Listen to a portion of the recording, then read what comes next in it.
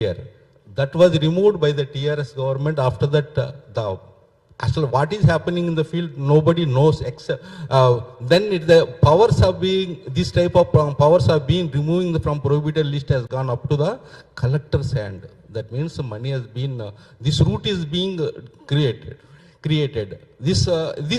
దీని వల్ల ఏంటంటే కామన్ ప్రజలు ఇప్పుడు ఈరోజు 1/3 ఆఫ్ ది ల్యాండ్, అంటే నాకు తెలిసినంత వరకు 93 lakh acres of the land ఇప్పుడు ఈ ప్రొహిబిటెడ్ లిస్ట్లో ఉందని తెలిసింది. యాక్చువల్గా ఇది it may not be the exact figure, but it is 1/3 of the land. ఈ ల్యాండ్ ఎట్లాగా మనకి తీసుకురావాలి, దీనివల్ల ఎంతమంది సఫరింగ్స్, ఎందుకంటే సేల్ జరగదు, ట్రాన్స్ఫర్ జరగదు, గిఫ్ట్ జరగదు, అండ్ రిజిస్ట్రేషన్ జరగవు.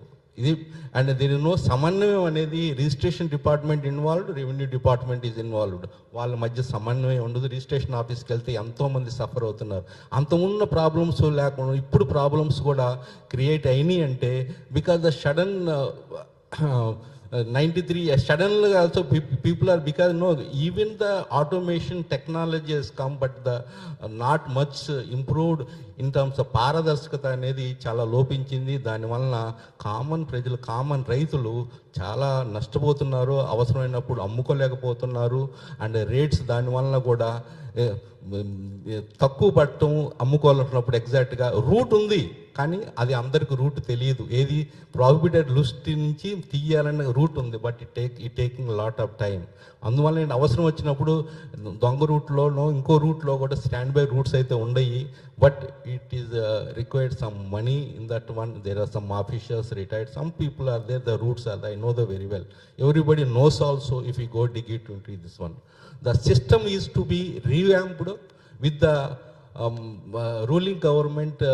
It is the time to correct it. Thank you very much. అందరికీ నమస్కారం. ఈ 22A అనేది ఒక టైంలో బలంగా ఉండేది, శాపంగా మారింది. ఇది 20 ఏళ్ల క్రితం రాజశేఖర రెడ్డి కాలంలో 2005లో తీసుకొచ్చిన జీవో. దాని ప్రకారం కొన్ని ప్రాంతాలని అమ్మటం కానీ కొనడం కానీ నిషేధించారు. ఆ ప్రాంతాలు కొన్ని పరిమితంగా ఉండేవి. ఇది కేసీఆర్ హయాంలో దాన్ని మార్చలేదు, ఇప్పుడు మార్చలేదు. ఇప్పుడు ఎందుకు ఎక్కువ ఏంటంటే కొత్తగా వచ్చిన అధికారులు అసలు విషయం అర్థం చేసుకోకుండా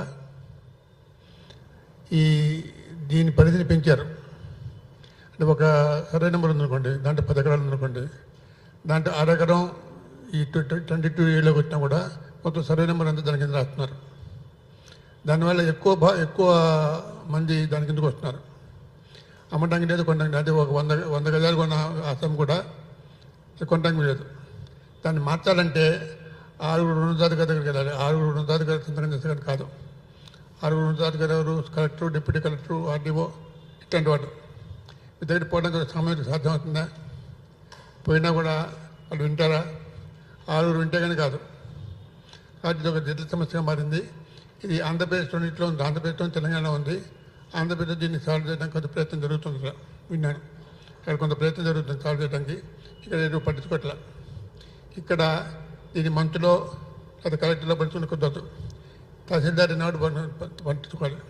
తహసీల్దార్లు, డిప్యూటీ తహసీల్దార్లు చెప్పేది వరకు అధికారులకి ఈ సమస్యగా పరిగణిస్తుంది. దీనివల్ల చాలా కష్టాలు వస్తాయి, పెద్దలు కష్టాలు ఎదుర్కొంటారని చెప్పారు. కానీ వాళ్ళు పట్టించుకోలే, అట్టాగే పోయారు. ఇప్పుడు మొత్తం అన్నింటినీ తిరగదోడి కొత్త లిస్ట్ తయారు చేయాలి. ఆ లిస్ట్లో ఎంతవరకు 22A కింద వస్తే బాగుపెట్టి అంతవరకు ఉండాలి. మిగతా తీసేయాలి. మిగతా తీసేస్తే ప్రాబ్లం సాల్వ్ అవుతుంది. ఈ ప్రాబ్లం సాల్వ్ అవ్వాలంటే ఏంటంటే ముఖ్యంగా కలెక్టర్లు, మంత్రులు పట్టుకుంటే కుదరదు. కింద అధికారులను ఇన్వాల్వ్ చేయాలి, వాళ్ళ ఫ్రీడమ్ ఇవ్వాలి. తహసీల్దార్ ముఖ్యంగా దీంట్లో మొత్తం వ్యవహారంలో తహసీల్దార్ కీలకం. తహసీల్దార్ కనుక పట్టించుకొని ఈ క్షేత్రంలో చూసి అక్కడ గ్రౌండ్లో పోయి హెల్ప్ తీసుకొని ఎవరి చేత ఏది ఉంది, ఏది 22A కిందకు వస్తుంది, ఏది కాదు అని తీర్మానిస్తే, దాన్ని విడదీస్తే, మళ్ళీ కొత్త లిస్ట్ తయారు చేస్తే సమస్య కొంతవరకు పరిష్కారం అవుతుంది. అంతేకాని అధికారుల చేతిలో లేదు. అధికారులు ఇంతవరకు వదలలేదు. అధికారులకు తెలియదు, విషయం తెలియదు. గ్రౌండ్ రియాలిటీ తెలియదు, కలెక్టర్కి తెలియదు. కలెక్టర్ తనకు అధికారం ఉంటుంది కానీ అవగాహన ఉండదు. అధికారం ఉండే అవగాహన లేని కలెక్టర్లు, మంత్రులు నేను చేయలేరు.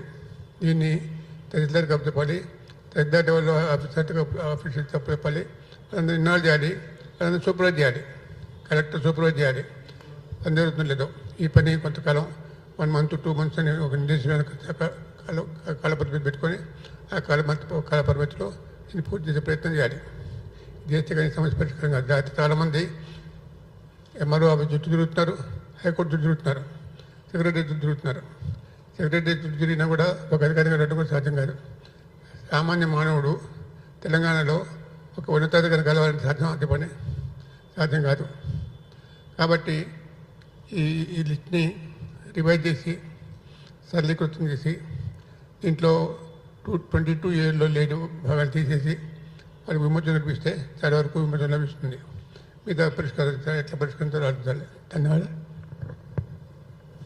సో ఈ 22A వల్ల ఒక సర్వే నెంబర్లో కనుక మనకి ఒక 100 ఎకరాల ల్యాండ్ ఉంటే, సో దాంట్లో ఒక 1/2 acre ప్రొబిటెడ్ లిస్ట్లో ఉన్నా కూడా టోటల్ సర్వే నెంబర్ అంతా కూడా మనకి ప్రొబిటెడ్ లిస్ట్లో పెట్టేసి సంబంధం లేని వ్యక్తులను కూడా ఇబ్బంది గురి చేసే విధంగా ప్రజెంట్ ఏదైతే ఈ 22A సెక్షన్ ఉందో ఇది కామన్ మెన్ని అలా ఇబ్బంది పెడుతుంది. దీనికి అంటే ఈ 22A సెక్షన్ విషయంలో మనకి ఇటు అధికారుల మధ్య కానీ, రాజకీయ నాయకుల మధ్య కానీ, ప్రజల మధ్య సమన్వయ లోపం అనేది చాలా ఉందనేది సార్ చాలా క్లియర్గా చెప్పారు. సో ఇప్పుడు ఒకసారి సతీష్ గారు మాట్లాడతారు. సార్ అయితే ఇప్పుడు 22A సెక్షన్ వల్ల అంటే ఆ సెక్షన్లో కనుక మన ల్యాండ్ కానీ ప్లాట్ కానీ ఉంటే అది ఇంకా దానికి అంటే రీసేల్ కానీ లేకపోతే అది ఇంకా చెల్లదు, దాని గుర్తింపు అనేది చెల్లదనే, అది ఇంకా ఎప్పటికీ సేల్ చేయలేమని ఇలాంటిది ఏమైనా ఉందా సార్? ఒకసారి మీరు హలో సార్ 22A దగ్గరికి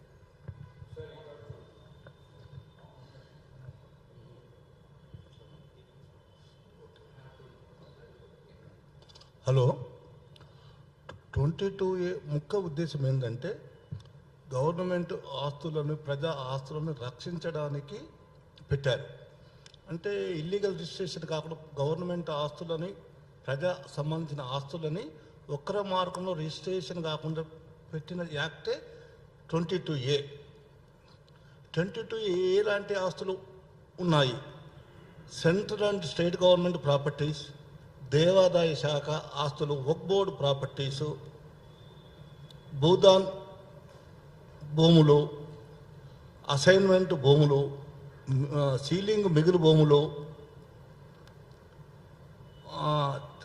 కోర్టు లేదా చట్టబద్ధ సంస్థల నిషేధించబడిన లావాదేవీలు నిషేధించబడిన ఆస్తులు, ఇవన్నీ ప్రజా శ్రేయస్సు కోసం ప్రభుత్వము నోటిఫై చేసిన ప్రాపర్టీసు 22A కింద చేర్చబడినాయి. కానీ 22A ఉద్దేశం మంచిదే, కానీ అది వేరే విధంగా ఇబ్బందికరంగా చేస్తుంది. సుమారు ఒక 10 ఎకరాలలో ఒక 4 గుంటల భూమి ప్రభుత్వ భూమి ఉన్నదనుకోండి. ఆ సర్వే నెంబర్ని ఆ 4 గుంటలని డిమార్కేషన్ సర్వే చేసి హద్దులు బాధేసి మ్యాప్ పెట్టి అది రిజిస్ట్రేషన్ ఆఫీస్ కానీ ఎంఆర్ ఆఫీస్ కానీ ఉంటే మిగతా 20 ఎకరాల ల్యాండ్ ఉన్న మిగతా ల్యాండ్ అంతా రిజిస్ట్రేషన్ చేసే అవకాశం ఉంటుంది. ఆ ల్యాండ్ ఉన్న వాళ్ళకు ఇబ్బంది జరగదు.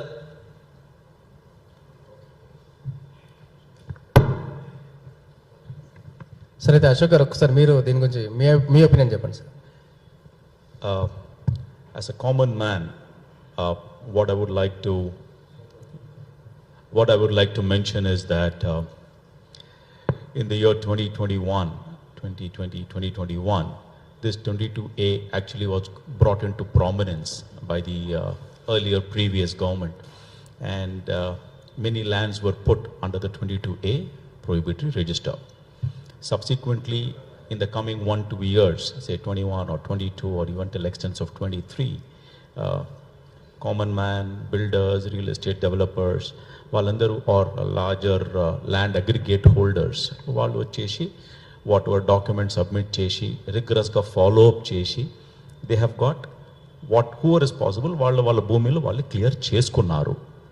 కానీ now again those lands have all come back into the prohibited register. All their efforts that they have put for more than 2.5 years have become futile.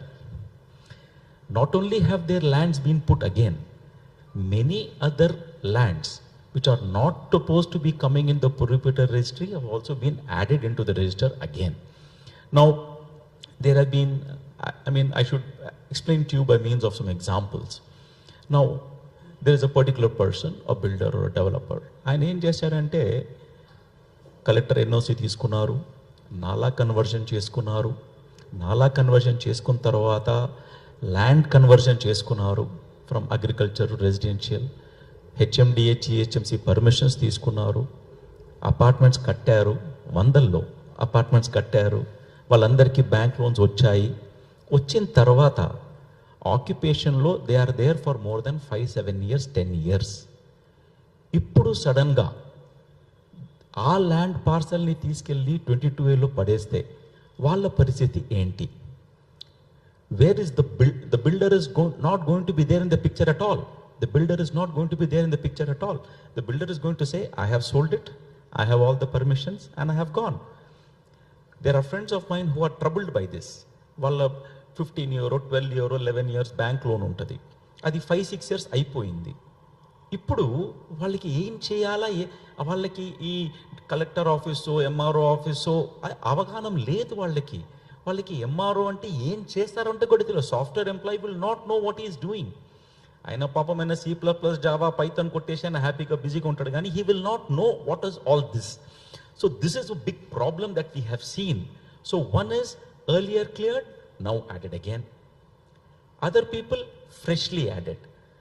What we are hearing is, we don't know the extents. If you ever aditya, what is the extents which is added in 22 ante nobody is clearly aware of it, is my opinion. What we are only getting is from the media reports. Paper lo ostadi 2 lakhsala ekarlu antaru, 3 lakhsala antaru, lekapothe lakshanara antaru, whatever quantum, but the quantum is significant. It is so significant that these people who have purchased or invested in a plot, like your question you asked, that plot cannot be sold. The sub-registrar is not going to do it. Sub-registrar is troubled. ఆయన దగ్గర పోయి మనం ఆయన దగ్గర కొట్లాడితే ఆయన పాపం ఆయన ఏం చేయలేడు. I don't think the registration department is involved in this in any way, because they have not put it in the, it's come from the revenue department, sub-register department.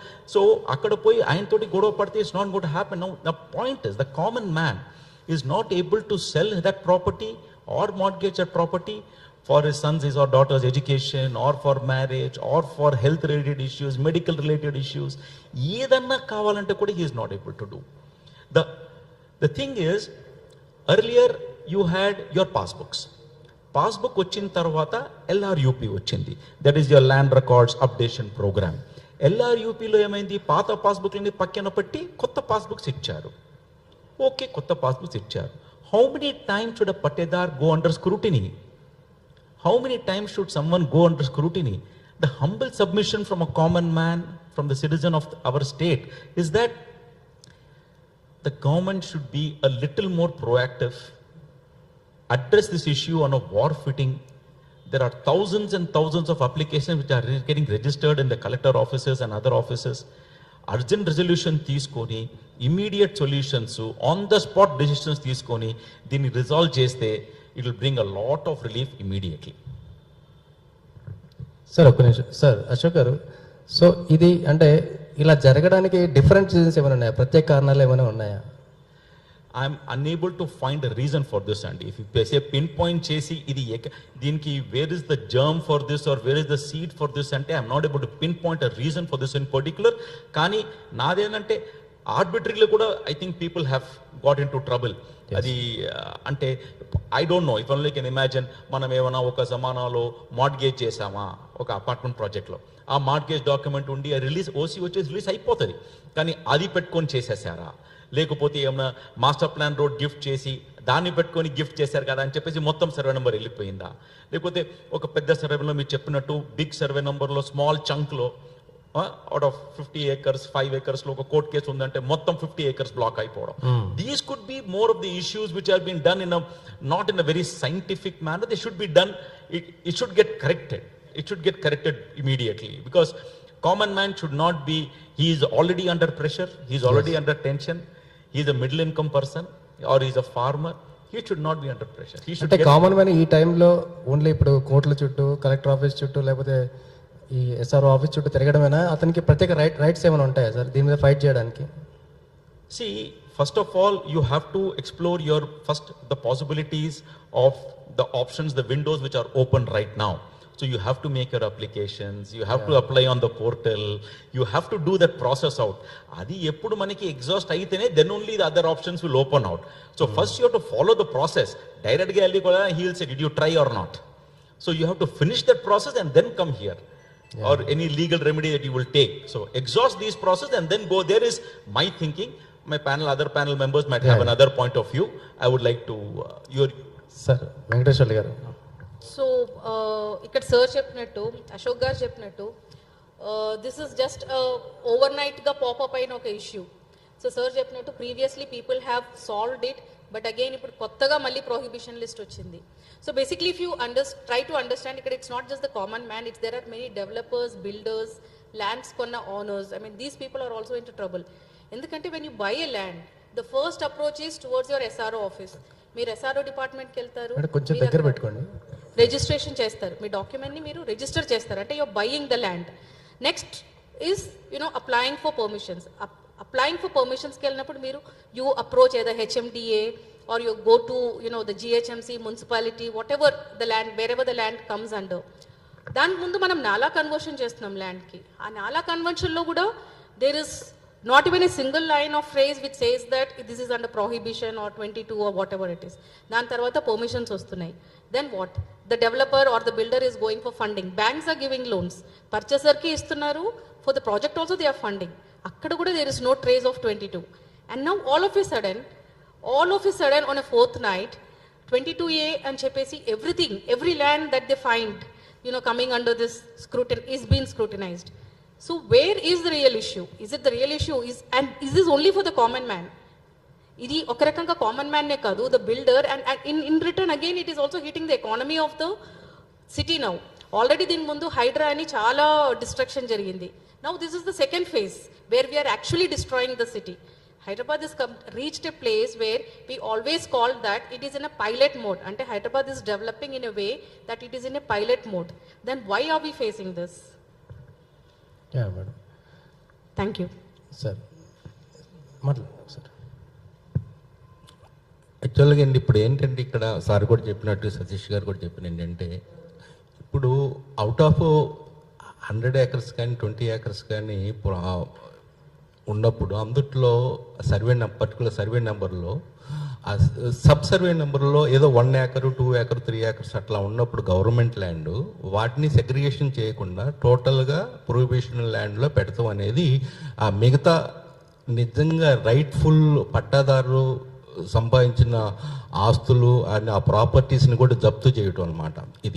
దీనివల్ల ఏంటంటే అక్కడ ప్యానిక్ సిచ్యువేషన్ క్రియేట్ అయ్యి వీళ్ళందరూ court చుట్టూ కాదు, especially revenue department, registration department చుట్టూ తిరుగుతుంది. దీనికి ఏంటంటే డిఫరెంట్ సిస్టమ్ కూడా ఫాలో అవుతుంది. కానీ ఇప్పుడు ఏంటి అసలు మనం ఇప్పుడు కామన్ మ్యాన్ ఏం చేయాలి అనేది వచ్చేలేక ఏంటంటే, ఒకటేంటంటే before buying any land what are the check points are what are the documents to be checked, that is the one point. And already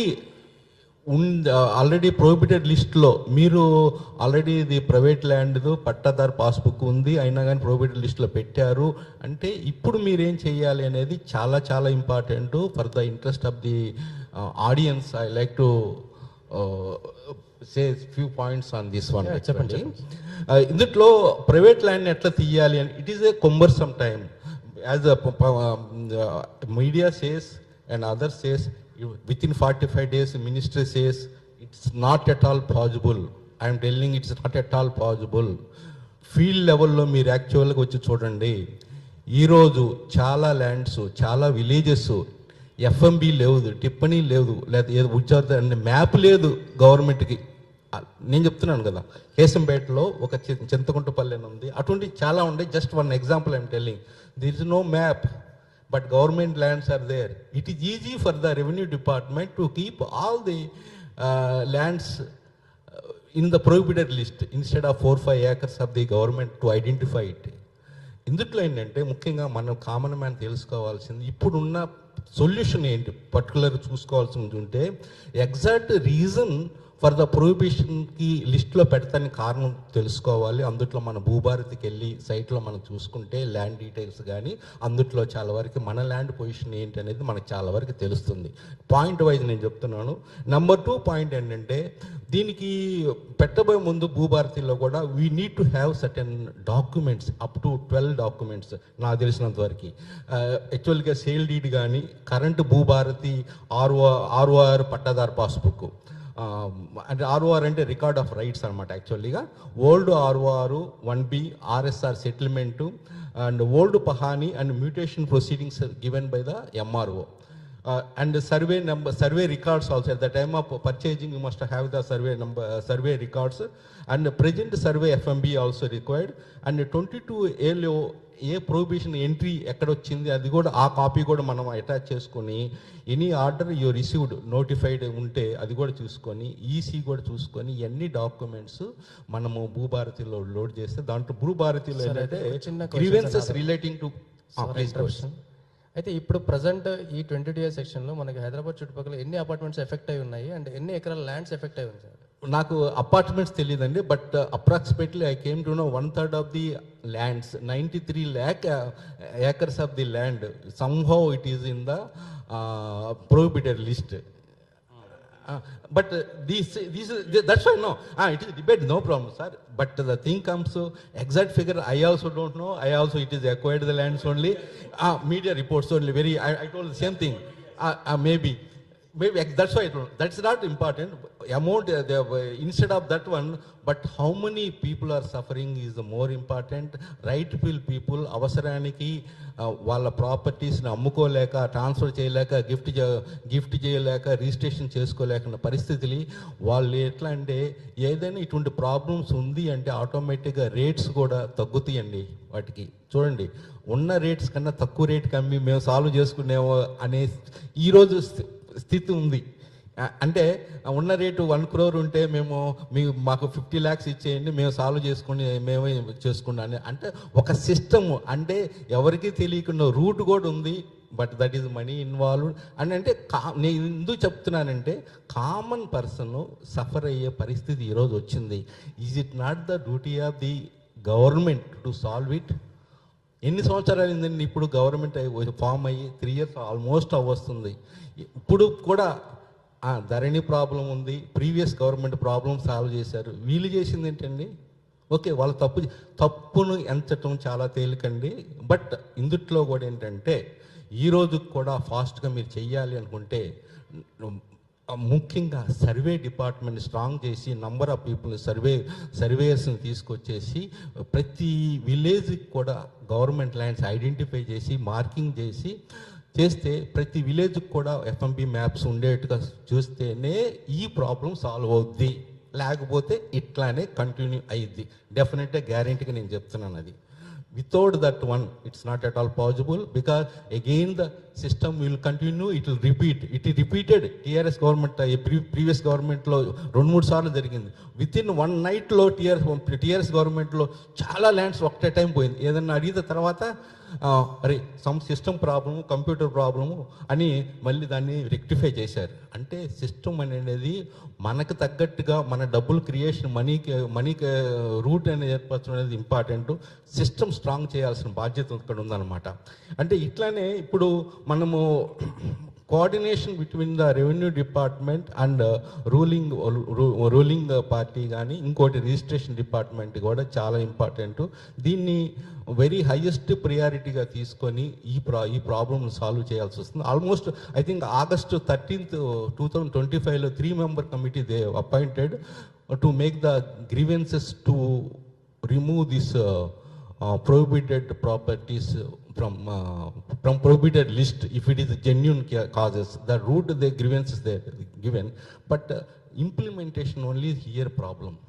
System is good, the intention of bringing the 22A is good, but implementation is wrong. Ultimate result is public. HYDRAA విషయంలో కూడా madam కూడా చెప్పారు. అంటే మనకి implementation is the main thing అండి. అదే system. మన intention is correct అయినా కానీ కామన్ ఇప్పుడు ఈరోజు కామన్ పబ్లిక్ ఏంటంటే చాలా సఫర్ అవుతున్నారు. It is automatically it will effect the sentiment at the time of next time elections. Thank you very much. Sir ఒకసారి అశోక్ గారికి, సార్ ఈ ఇష్యూ వల్ల చాలామంది లక్షలు సమర్పించుకోవాల్సి వస్తుంది అధికారులకి అనేది ఒక బయట అలాగే ఉంది సార్. దీని గురించి మీరేమంటారు? See, when the issue is going to the common man, this thing of giving lakhs and this and that, all that is not, I won't even, there's no point commenting. See, what is happening is, first you have to submit your application and get the problem processed. When will someone give something? Only when there is a genuine litigation ఏమైనా ఉంటే నీ ల్యాండ్లో అప్పుడే ఏదో managing అది ఇది వస్తుంది కానీ not if it is absolutely clear. ఇప్పుడు మేడంకి ఒక 2 ఎకరాలు ఉందండి. She has from 1954 or whatever time she is having or పహానీస్ అండ్ రికార్డ్స్ అన్నీ ఉన్నాయి మేడం దగ్గర. Everything is clear through and through. Madam will say you have to do it as per my right. You understand what I'm saying? She will say, you do it, I'm demanding you to do it, and she will say, the common man do it, and even the person sitting on the other side of the table will say, he will see it as a genuine thing and finish it. Now, if somebody else is having some small knot in the whole process, that is the time when people will do, I mean, that is something else. Kani, let's keep, my thing in this, commenting on what Bhai Sahab was saying is, that people are willing to give a 50% discount. I would completely discount that. It is not happening in the market. It is not something which is happening right now in the real estate industry. There are no large discounts to be given off. There is a robust demand that is going on in the market as of now, especially in the last couple of months. You've seen even this thing. So there is a robust stuff which is going on. Yes, there is a lot of supply. There is, a lot of projects that are coming up. But this is not the case as of now. But coming to the number of units or number of people who are affected because of this particular thing, I think the way we should look at it is, point number 1, immediately probably if you people can do an analysis as to in each collector office how many representations have come till now. So somewhere someone was telling me 20,000 has come in one collectorate. Or in some other place they said another 15-20,000 is there. So you could say immediate effect who have got awareness of this issue. ఈ అవగాహన వచ్చి issue వచ్చి ఒక 40,000-50,000 whatever could be the number, I don't know, but subject stand to be corrected. So that number could be the immediate effect that you could see now. Now as such events are being conducted, many more people will go and check. Then you will know how many more are affected. Because if you take an acre of land, you can say 150 apartments are made. If that 1 acre is there, that many applications will be put. The problem is, again, people will go back to the builder and say, clear it and give it to me. That man has handed over and gone somewhere. Or even if you find him is a good person, he's trying to help you, which most of the builders are, they'll come and help. Again, that person has to use his offices to solve the problem, which is unnecessary given so many other hurdles that a businessman has to go through today. You have to go through your this person, that their permission, permission, 18 permission తీసుకొని ఒక project చేయాలా, అన్ని departments తోటి అన్ని తీసుకొని చేసేటప్పటికి this is the new one which is coming as a hurdle, which has become the primary issue in the office. Sir ఈ issue మీరేమంటారు? అంటే చాలా మంది లక్షలు సమర్పించుకోవాల్సి వస్తుంది అధికారులకు అన్నట్టుగా ఒక అలిగేషన్ ఉంది సార్. అసలు మనము సమస్యకు పరిష్కారం చూపెట్టాలి ఈ ఇష్యూకు. ఎందుకు పరిష్కారం చూపెట్టాలి? కొన్ని లక్షల మంది ఇబ్బంది పడుతున్నారు. అవును సార్. 2 లక్షల పైగా ఎకరాల పైన అంటున్నారు. అందరం సమస్యల గురించి మాట్లాడితే పరిష్కారం గురించి ఎవరు మాట్లాడాలి? ఫస్ట్ ఒకటి ఏంటంటే, ఒక ల్యాండ్ ఒక డెవలపర్ కానీ ఒక రియలేటర్ కానీ అక్వైజేషన్ చేయాలంటే ఫస్ట్ అగ్రికల్చర్ ల్యాండ్ నుంచి నాలా కన్వర్షన్ చేయాలి. నాలా కన్వర్షన్ తర్వాత జోన్ కన్వర్షన్ చేయాలి. తర్వాత అది డిటిపిసి కానీ హెచ్ఎండిఏ కానీ జిహెచ్ఎంసి కానీ వెళ్ళాలి. తర్వాత వాళ్ళు లేఅవుట్ అప్రూవల్ ఇస్తారు. తర్వాత అప్రూవల్ మున్సిపాలిటీ ఒక 10% మార్టిగేజ్ ఏరియా ఉంటుంది. అది మొత్తం బిల్ లేఅవుట్ కంప్లీట్ అయిన తర్వాత వాళ్ళు రిలీజ్ చేస్తారు. రిలీజ్ చేసిన తర్వాతనే జిహెచ్ఎంసీ కానీ మున్సిపాలిటీ వాళ్ళు కానీ ఇల్లుకు పర్మిషన్ ఇస్తారు. అపార్ట్మెంట్ కానీ ఇల్లు కానీ దేనికైనా ఇస్తారు. ఇచ్చిన తర్వాత మళ్ళీ బ్యాంక్స్ వీళ్ళు లోన్ వెళ్తారు. వెళ్ళిన తర్వాత ప్రతి బ్యాంకుకు 2-3 లీగల్ అడ్వైజర్స్ ఒపీనియన్ తీసుకోవాలి. వాల్యుయేషన్ తీసుకోవాలి. తీసుకున్న తర్వాత మళ్ళీ బ్యాంకు లోన్ ఇస్తాడు. ఇచ్చిన తర్వాత బిల్డింగ్ అయిపోతుంది. వాళ్ళు ఒక ఈఎంఐ ఎవ్రీ మంత్ ఈఎంఐ కడతా ఉంటాడు. ఒక 10 ఏళ్ళు 15 ఏళ్ళ తర్వాత సడన్గా బిల్డింగ్ అయిపోయిన తర్వాత మళ్ళీ వాళ్ళ నెక్స్ట్ లెవెల్ వాళ్ళ పిల్లల చదువుల కోసము, వాళ్ళ పిల్లలకు వారసత్వ హక్కులు బదిలీ చేయడానికి కోసము, లేకుంటే వాళ్ళ వైద్య ఖర్చుల కోసము, నెక్స్ట్ వాళ్ళు రిటైర్డ్ అయిన తర్వాత చిన్న చిన్న వ్యాపారాలు చేసుకోవడం కోసము వివిధ అవసరాల కోసం ఆస్తులు మారుస్తూ ఉంటారు. అప్పుడు వాళ్ళు మార్చిన తర్వాత ఒక రియలేటర్ దగ్గరికి వెళ్ళయ్యా, నా ప్రాపర్టీ ఇది ఉంది, నేను అమ్మకానికి పెట్టానని రియలేటర్ దగ్గరికి వెళ్తాడు. రియలేటర్ దగ్గర కొని ఆ ప్రాపర్టీ అమ్ముడు కూడా పోతుంది, అడ్వాన్స్ కూడా ఇచ్చారు. ఇచ్చిన తర్వాత రిజిస్ట్రేషన్ టైం 45 రోజులు 60 రోజులు టైం పెట్టుకున్నారు. ఆ టైం లోపల రిజిస్ట్రేషన్ ఆఫీస్కి వెళ్ళి రిజిస్ట్రేషన్ చేస్తే ఆ డాక్యుమెంట్ రిజిస్ట్రేషన్ అవ్వట్లేదు, 22A కింద చేర్చారని రిజిస్టర్ ఆఫీస్ చెప్పారు. లాభోదేవో వీళ్ళు బతుకుంటారు, ఎందుకంటే వీడు మిగతా డబ్బులు వస్తే వాడు ప్లానింగ్ ఉంటుంది, ఇతను సమ్ అమౌంట్ అడ్వాన్స్ ఇచ్చి వీడు ఇబ్బంది పడుతూ ఉంటాడు, ఇద్దరు ఇబ్బంది పడుతుంటారు. కానీ ఇప్పుడు సబ్ రిజిస్ట్రార్ కూడా ఏం చేయలేకపోతున్నాడు. దీనికి ఫస్ట్ మన అందరము పరిష్కారం కోసం ఆలోచించాలా. ఇంకా సమస్య గురించి ఎంతసేపు చేసినా ఉపయోగం లేదు. ఫస్ట్ ఒక దీనికి ఇమీడియట్లీ దీనికి ఒక గ్రివెన్స్ సెల్ ఏర్పాటు చేసి అసలు ఏమిటి, ఇప్పుడు నాకు తెలిసినంత వరకు ఒక శాఖకు సమన్వయ లోపంతోనే ఈ ప్రాబ్లం జరుగుతున్నాయి. నిజంగా సమన్వయం ఇప్పుడు ఒక బిల్డర్ ఒక అపార్ట్మెంట్ కట్టాలన్నా లేఅవుట్ వేయాలన్నా 10-15 శాఖలకి వెళ్ళి క్లియరెన్స్ వచ్చిన తర్వాత కూడా మళ్ళీ 22A కింద ఆ ప్రాపర్టీ చేర్చినారు. ఇవాళ మీకు హైదరాబాద్లో ఇప్పుడు శ్రీనగర్ కాలనీ కానీ, కళ్యాణ్ నగర్ కానీ, కుక్కడిపల్లి కానీ, ఇటు బాజ్పల్లి చాలా ల్యాండ్స్ 22A కింద చేర్చారు. ఇంకో విషయం ఏంటంటే చాలా మందికి ప్రాపర్టీ 22A కింద ఉన్నట్టు చాలా మంది తెలియదు. ఎప్పుడు తెలుస్తుంది అది? వాళ్ళ అమ్మకాన్ని పెట్టినప్పుడు కానీ, వాళ్ళ ఆస్తి బదలా చేయాలనుకున్నప్పుడు కానీ. అంటే సార్ కనీసం నోటీస్ కూడా ఇవ్వాల్సిన అవసరం లేదు. అసలు యాక్చువల్గా నోటీస్ ఇవ్వాలండి. ముందు నీ పార్టీ నీది ల్యాండ్ ప్రాబ్లం ఉంది మేము అంటున్నాము, మీరు క్లారిఫికేషన్ ఇవ్వాలని మనకు నోటీస్ ఇవ్వాలి. నోటీస్ ఇచ్చిన తర్వాత ఆ అభ్యంతరము క్లియర్గా ఉన్నప్పుడు అతన్ని 22A కింద పెట్టకూడదు. వీళ్ళు ఏం చేస్తారు, నోటీస్ ఇవ్వట్లేదు, ఎలాంటి నోటీస్ లేకుండా 22A కింద చేర్చారు. అది ప్రాబ్లం అవుతుంది. ఇప్పుడు మన అందరము సమస్య గురించి కాదు డిస్కషన్ చేసేది, సొల్యూషన్ కావాలి. ఇది కామన్ మెన్కు ఉపయోగపడాలి. మనం నెగిటివ్స్ మాట్లాడితే ఉపయోగమే లేదు. పాజిటివ్గా దాన్ని ఎట్లా ఈ పరిష్కారం చేయాలి, దానికి మనము ఒక్కొక్కరికి ఒక ఐడియా ఇచ్చి మీరు ప్రభుత్వ దృష్టికి తీసుకెళ్లాలని నా రిక్వెస్ట్. ఓకే, ఇప్పుడు 22A అనేది 20 సంవత్సరాల నుంచి 20 సంవత్సరాలు అమల్లో ఉంది. రాజశేఖర్ టైంలో దీని గురించి చర్చ జరగలేదు, కిరణ్ కుమార్ రెడ్డి టైంలో చర్చ జరగలేదు, కేసీఆర్ టైంలో చర్చ జరగలేదు, ఆంధ్రాలో చర్చ జరగట్లేదు, తెలంగాణలో జరుగుతుంది, ఇప్పుడు జరుగుతుంది. ఇప్పుడు ఎందుకు సమస్య వచ్చింది? అంతే కదా, రేవంత్ రెడ్డి టైంలోనే చర్చ జరగలేదు దీని మీద. ఇప్పుడు చర్చ జరుగుతుంది చర్చ. ఎందుకంటే ఇప్పుడు సమస్య పరిష్కారం కాలేదు, సమస్య ఎక్కువైంది. ప్రభుత్వం భూమి అమ్ముకోవడం, డబ్బులు తీసుకోవడం అలవాటైంది. ప్రభుత్వానికి డబ్బులు లేవు, నిధులు లేవు. నిధులు సమకూర్చుకోవాలంటే భూమి అమ్మాలి, భూమి అంటే ప్రభుత్వం భూమి అమ్మాలి, ప్రభుత్వ భూమిని ఎక్కువ చేసుకోవాలి, ఉన్న భూమి కంటే ఎక్కువ చూపించుకోవాలి, లేకపోతే ఇతర భూములు కూడా ఆక్రమించుకోవాలి. ప్రభుత్వమే ఇట్లాంటి పని చేస్తున్నప్పుడు ఇది రక్షవరు. ప్రభుత్వమే భూమిని, ప్రైవేట్ భూముల్ని 22A కింద పెడితే ఏం చేయాలి?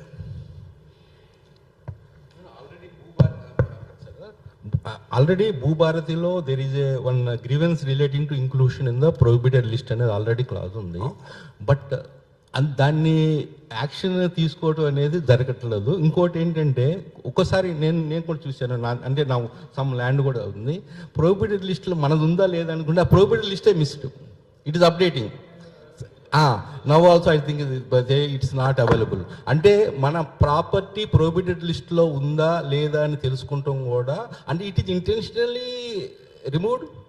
Just I want to know our panel of experts.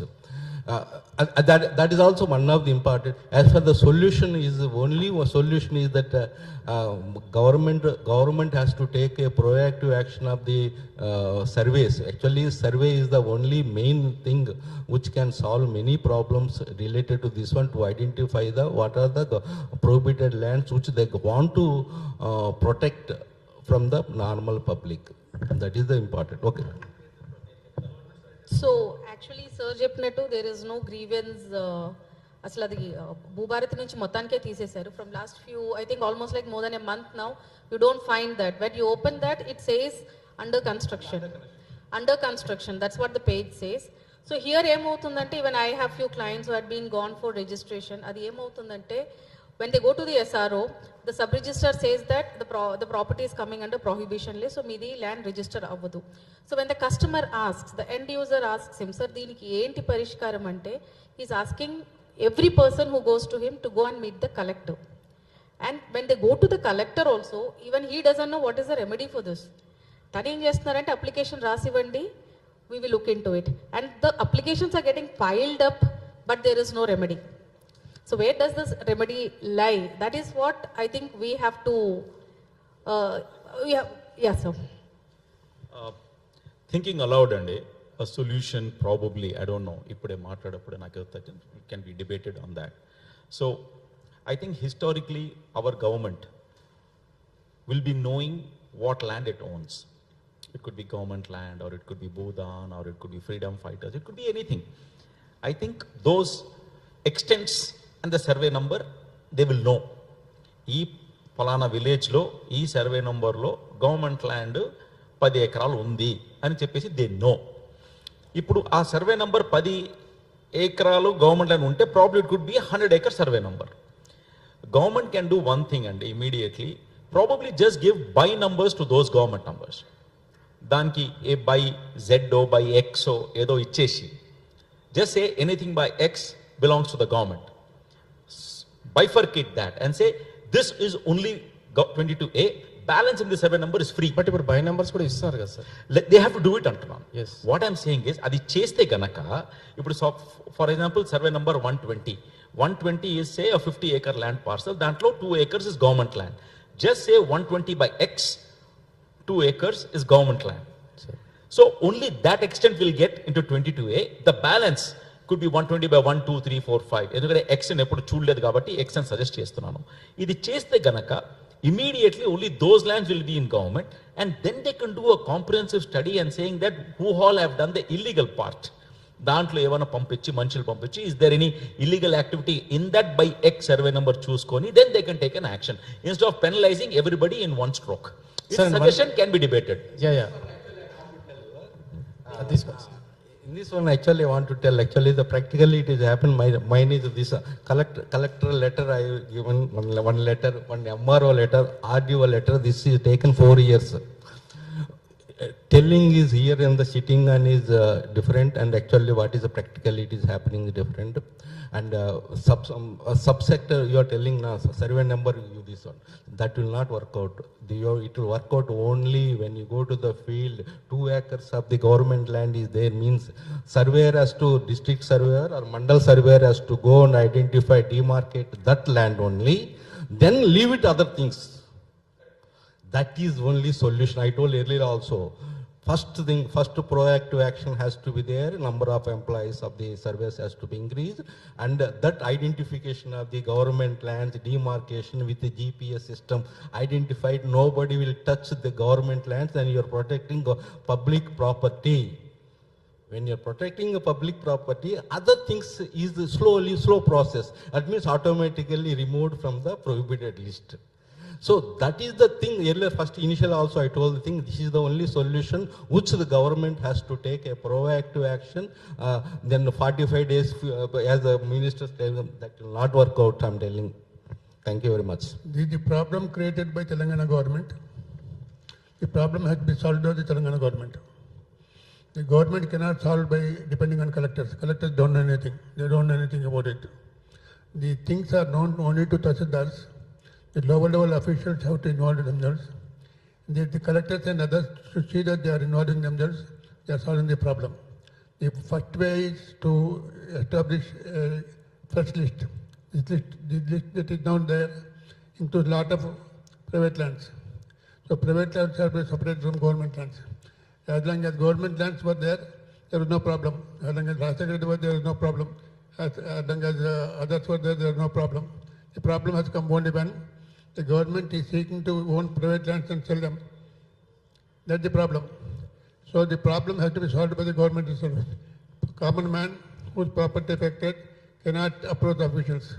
You have to approach 6 officials. 6 officials have to sign. They talk of corruption also. There is no corruption. because corruption is there only when one file is created by one officer. This file has to be created by 6 officers, 6 top officers. They don't intervene corruption. So corruption is less scope. The scope is confusion. The confusion has to be removed by the government. Government has to order the collectors to get the tahsildars to clear the land and make a fresh list. That's all. Thank you sir. Sir అయితే రవిచంద్ర గారు, ఇప్పుడు మీరు పటాన్చెరు మియాపూర్ వైపు చాలా apartments ఇవి చేస్తూ ఉంటారు, సేల్స్లో ఉన్నారు. సో మీకు తెలిసి ఈ అపార్ట్మెంట్స్ ఎన్ని ఎఫెక్ట్ అయి ఉన్నాయి సార్ ఈ పటాన్చెరు ఏరియాలో మియాపూర్ అటువైపు? చూడండి సార్, ఈ మియాపూర్ లొకేషన్స్లో, మనకి అమీన్పూర్ లొకేషన్స్లో చాలా వరకు గవర్నమెంట్ ల్యాండ్స్ అయితే ఉన్నాయండి. కొన్ని తెలిసి తెలియక కొన్ని ఇన్ఫ్లుయెన్సెస్ వల్ల ఈ పర్మిషన్స్ ఇవ్వడం జరిగింది. అయితే నా రిక్వెస్ట్ ఏంటంటే, సో చూడండి, ఏది గవర్నమెంట్ ఇన్ఫ్లుయెన్స్ లేకుండా ఏ పని జరగదు. So earlier it has happened. So అంటే ఇప్పుడు ప్రజలు ఏంటంటే ఇబ్బంది పడుతున్నారండి. ప్రజలు ఏంటంటే ఇప్పుడు కొనేసారు ఆల్రెడీ, వాళ్ళకి ఏంటంటే 30 lakhs 40 lakhs 2 bedroom 3 bedroom flats దొరికాయి. సో అంటే బేసిక్గా ఒకప్పుడు ఎవరు సర్వే చేసుకునేవారు కాదు, ప్రాపర్లీ డాక్యుమెంటేషన్ క్లియర్గా లీగాలిటీ చూసుకునేవారు కాదు. ఇప్పుడు ఈ హైడ్రా వచ్చిన తర్వాత కొంచెం చేంజెస్ వచ్చాయండి. సో బిఫోర్ ఏంటంటే బయ్యర్ నచ్చిందా, బ్యాంక్ లోన్ వచ్చేసేవి, డాక్యుమెంట్ మ్యానిపులేషన్స్ జరిగాయి, బ్యాంక్ లోన్స్ వచ్చేసాయి. బ్యాంక్ లోన్ వచ్చిందంటే టైటిల్ క్లియర్ అని అనుకుంటారు అందరు బేసిక్గా. సో అలాంటి వాళ్ళకి కొంచెం గవర్నమెంట్ ఏంటంటే రెగ్యులరైజ్ చేయాలండి, అదొకటి జరిగింది. ఇప్పుడు నా బేసిక్గా ఎవరైనా కొనుక్కున్న వాళ్ళు ప్రీ సేల్స్ అంటామండి. ప్రీ సేల్స్ అంటే కొనే ముందు తీసుకున్న జాగ్రత్తలు మనం చూసుకోవాలి. ఆ జాగ్రత్తలు ఏంటంటే ఈ ల్యాండ్ ప్రాపర్గా ఉందా లేదా. బేసిక్గా ఈ 22A చర్చలు వచ్చిన దగ్గర నుంచి నేను నా ప్రాపర్టీ ఫస్ట్ చెక్ చేసుకున్నాను. So I'm happy that no data found అని వచ్చింది, అంటే it is a clear title. So అట్లా ఒక ప్రాపర్టీ తీసుకున్నప్పుడు as we have to check. మనం వీలైతే చూడండి, ఒక 50 లక్షలు 1 కోటి రూపాయలు ప్రాపర్టీ కొంటున్నప్పుడు ఒక 10,000 మనం ఖర్చు పెట్టిన తప్పు లేదండి. లెట్ అస్ హైర్ అంటే ఒక నోటెడ్ అడ్వకేట్స్. ఇప్పుడు చూడండి, ప్రాపర్టీకి సపరేట్గా అడ్వకేట్స్ ఉంటారు, బ్యాంక్కి సంబంధించిన అడ్వకేట్స్ ఉంటారు.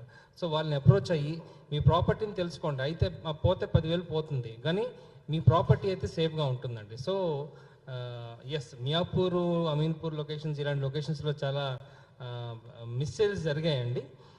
ఇప్పుడు దానికి ఏ విధంగా గవర్నమెంట్ యాక్షన్ తీసుకుంటుంది అనేది నాకు తెలీదు. బట్ కామన్ మ్యాన్కి ఇబ్బంది లేకుండా తీసుకోవడం అనేది government has to take care అండి. Thank you sir. Madam Aruna garu, ఈ 22A సెక్షన్ మీద మీ అబ్జర్వేషన్ ఏంటి మేడం? బయట చాలా గందరగోళంగా ఉంది, చాలా సఫర్ అవుతున్నారు common man. So me observation. Thank you sir. నిజానికి ఈ దేశంలోనే కాదు, ఏ దేశంలో అయినా భూమి అనేది ఒక ఎమోషన్, ఒక భావోద్వేగానికి సంబంధించిన అంశం. భూమి కోసం మీకు గుర్తుందో లేదో, మీరు ఎక్కడైనా పేపర్లో చూస్తే తెలిసింది, చిన్న ఒక అడుగు భూమి పోతే దానికోసం వాడు చావడానికి కూడా సిద్ధపడతాడు. మనిషి ఆ భూమి కోసం దేనికైనా సిద్ధపడతాడు. ఎందుకు అంటే ఆ భూమితో ఉన్న అనుబంధం మనిషికి అలాంటిది.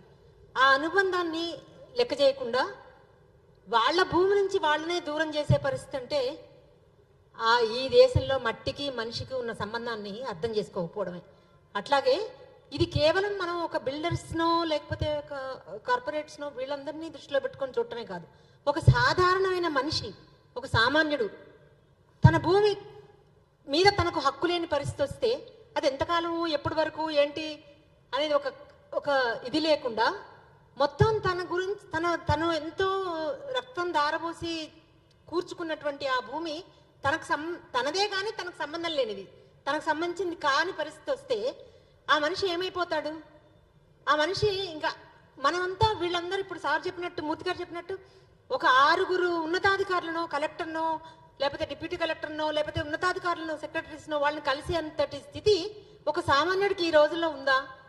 ఎంతమంది కనీసం అధికారుల మెట్ల వరకు అయినా వెళ్ళగలుగుతున్నారు? అలాంటి పరిస్థితుల్లో అసలు ఈ 22A అనేది ఏంటి అనేది ఎంతమందికి తెలుసు? దాని నుంచి తమ భూముల్ని తాము కాపాడుకోవడం కోసం ఏం చేయాలి, ఎక్కడికి వెళ్ళాలి అనేది తెలియని అగమ్య గోచరమైన పరిస్థితుల్లో ఒక సామాన్యుడు ఏం ఆలోచిస్తాడు, ఏం చేయగలుగుతాడు? 1,00,000 ఎకరాలు అని చెప్తున్నారు. పోనీ 1,00,000 ఎకరాలే అనుకుందాం. 1,00,000 ఎకరాల మీద ఆధారపడి ఎన్ని లక్షల మంది బతుకుతున్నారు? వాళ్ళ కుటుంబాల్లో ఎంతమంది చదువుల కోసమో లేకపోతే పిల్లల పెళ్లిళ్ళ కోసమో ఇంకో అవసరాల కోసమో ఆ భూమిని కాపాడుకుంటూ వచ్చి ఉంటారు ఇప్పటి వరకు. ఆ భూమి ఇప్పుడు వాళ్ళది కాని పరిస్థితి వచ్చింది. అంటే వాళ్ళదే కానీ వాళ్ళది కాదు. అలాంటి వాళ్ళకి ఎటువంటి హక్కులు దాని మీద లేవు. ఇలాంటి పరిస్థితుల్లో ఆ మనుషులు ఏమైపోతారు అనే విషయాన్ని తర్వాత ఇంకొకటి ఆలోచించాల్సింది ఏంటంటే, గత ప్రభుత్వాల కాలంలో కూడా ఇదంతా జరిగింది. కానీ ఇప్పుడు మళ్ళీ కొత్తగా ఎందుకు జరుగుతుంది? ఇది కొత్తగా ఎందుకు చేస్తున్నారు? దీని వెనుక ఎజెండా ఏముంది? అసలు దీనికి ఇప్పుడు కొత్తగా దీన్ని తీసుకురావడంలో ఉద్దేశం ఏంటనేది కొంత మూర్తిగా చెప్పారు. భూములను అమ్మేసి ప్రభుత్వాలను కాపాడుకోవాలి అంటే చేసి, అసలు ప్రభుత్వాలు ప్రజల రక్షణ కోసమే ఉంటే ప్రజలకి సంబంధించిన ఆస్తుల్ని, ప్రజలకు సంబంధించిన భూముల్ని ప్రభుత్వాలు కమాండ్ చేయడం ఏంటి? వాళ్ళకి పూర్తి స్థాయిలో లెక్కలు ఉన్న తర్వాత, ఆధారాలు ఉన్న తర్వాత అసలు మీ భూమి మీది కాదని చెప్పడం ఏంటి?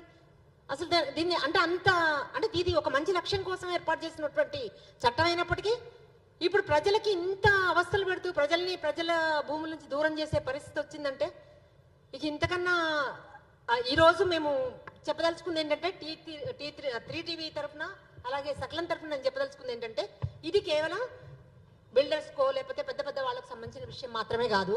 దీంట్లో అనేక మంది పేదవాళ్ళు లేకపోతే అసైన్డ్ భూములు కూడా ఇందులో ఉన్నాయి. వాళ్ళందరికీ సంబంధించిన విషయం. వాళ్ళందరి దగ్గరికి మేము తీసుకెళ్తాం. ఈ సమస్యని వాళ్ళందరితో చర్చిస్తాం. వాళ్ళందరినీ చైతన్యం చేయడానికి, ఇది మనకు జరుగుతున్న నష్టం అని చెప్పడానికి మా ఛానల్ ఎప్పుడు ముందుంటుంది.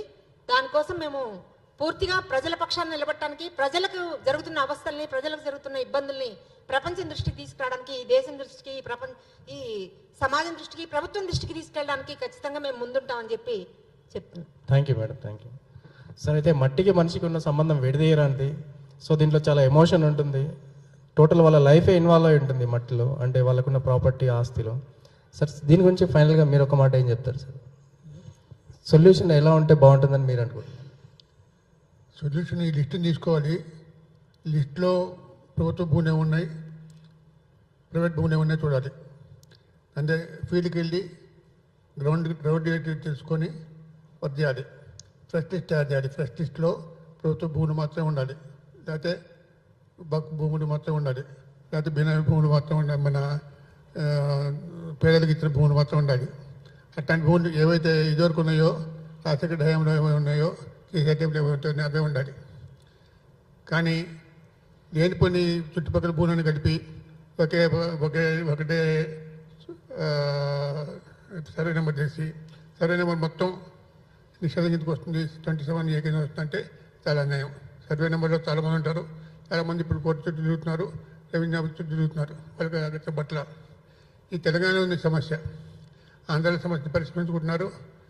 ఇదివరకు లేదు. ఇదివరకు రాజశేఖర టైంలో సమస్య లేదు. అంటే ప్రభుత్వ భూమి ఉన్నంత వరకు మనకి ఇబ్బంది లేదు.